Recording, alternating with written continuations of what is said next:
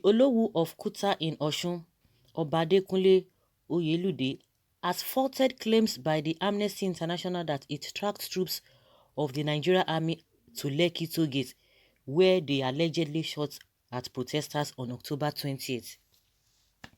Oyelude said this in a statement on Friday in Ibadan, calling for a probe into the claim.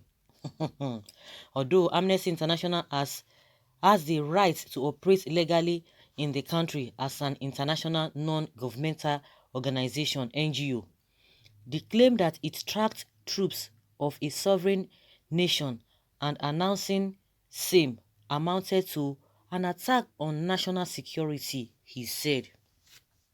The traditional ruler said he was worried as a Nigerian that a foreign NGO could admit carrying out espionage on the Nigerian army with an air of impunity. Oyelude called on relevant authorities to probe the claim and possibly extradite the organization from Nigeria. He said, I can't imagine a foreign NGO operating in the United States to be so bold and claim that it tracked troops movement from the Pentagon to a particular location and still remain in the country, he said. Oyelude also appealed for calm across the country while urging Nigeria youth to make their legitimate claims and ventilate their grievances peacefully in future. He said that progress can only be achieved in an atmosphere of peace and harmony. Oyelude appealed to the federal and state governments to implement programs and policies designed to empower millions of unemployed youth in the country.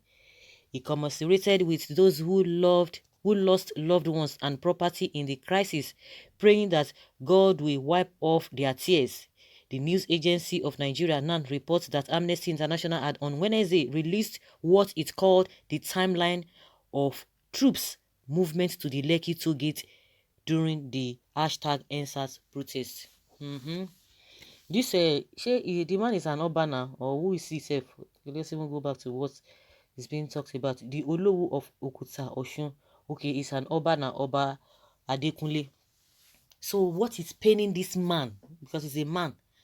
What is paining him as a Oba that he called himself, or who put him there? It is the trailing of Amnesty International, trailing of the two troops in Nigerian army from their location to the toll gate. That is what is concerned about. Some people have heard this from some people too. Say, oh, they are worried, they are this and that. But you are not worried when Boko will be ambushing these people. I'm sure if it is not legal, I'm sure, I wouldn't know, but if it is not legal, of course, these people wouldn't have come out to voice it out even to the public. I'm sure they know they are right.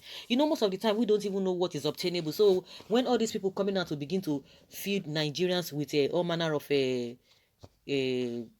narratives, people begin to accept it, because as an international agency, they ought to know better, because they know that they are not supposed to do that. Why would they not do that? Why would they not do that when the army has come out in the first place to say, to lie that they were not there in the first place? You that call yourself Oba, you did not know. And, he's just trying to be, of course, he's speaking on behalf of the government, because it's his government that pays them. So he will not want to say anything that will be contrary or that will jeopardize his salary or his payments or whatever that is being given by the government. Now, he said next time, if you heard him, he said next time, in future, that the youth should be able to articulate themselves very well. But these people, very, very economical with the truth. The curfew they talked about was supposed to start by 9 p.m. and they were there by 7 p.m. And you are not bothered about who ordered the army to the place. Why did they order them to the place? If people violate curfew, what is the punishment for that? Is it not supposed to be the work of the police to go there? Are the armies, are they fighting? Is it a external war they are fighting or whatever? I don't understand. That place has been so peaceful. All of you, and those who are economical with the truth, who are trying to cover things up, all of you, in one way or the other, you will get your portion. You will suffer the same thing. Let us even begin to look at this thing holistically from one step to another. The first and foremost was that the curfew was imposed. What time are they supposed to do that? They have a timing for that, but they were there before that. Another thing is that who sent the troops there? Because initially, for the fact that they lied that they were not there, the army said they didn't send them there, is another indictment on their own. Again, they came out to tell us that they didn't shoot them. It was not a live ammunition, which we saw. Now they are claiming that oh, nobody died. At the end of the day, the governor came back, because that one just denied flatly that I never knew what the Nigerians are talking about, or were talking about. All of a sudden again, he admitted that oh, this and this and this and that.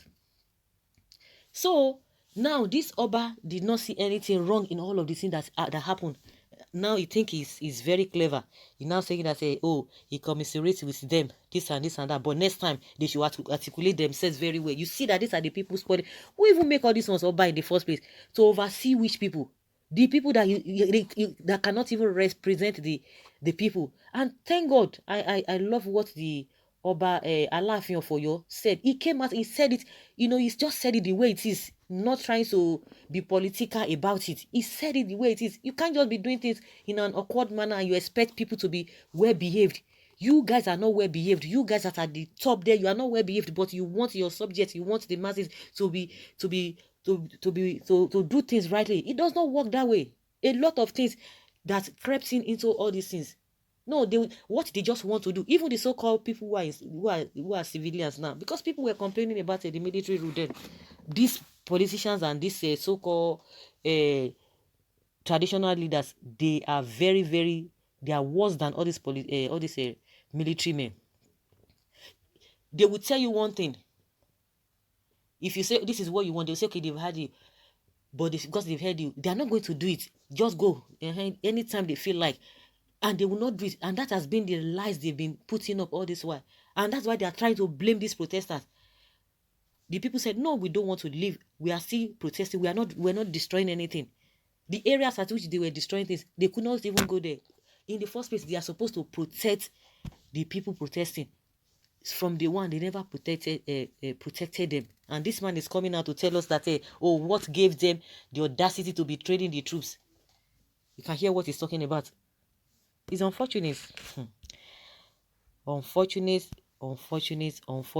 This country is founded on lies. Well, who is this cow dressed in agbada? When he said that God sees everything, some people, if given the opportunity, will try to blind God not to see their evil and judge humanity.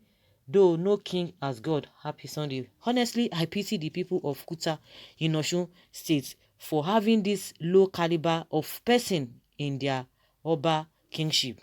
Political Oba. Can this man hear and listen to himself? What a country. What a people. See, what goes around comes around.